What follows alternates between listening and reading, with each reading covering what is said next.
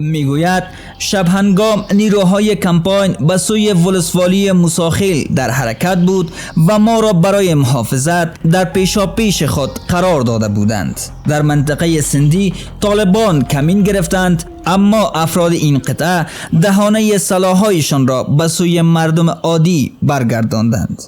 به گونه‌ای که پس از یک جنگ سخت در میدان فقط اجساد مردم ملکی برایشان باقی ماند. نه موږ یې ورپرېښودو دوی په سټ راوتښه کمپاین په موت یې وخوړه دوی په سټ ولاړه موږ یې پرېښو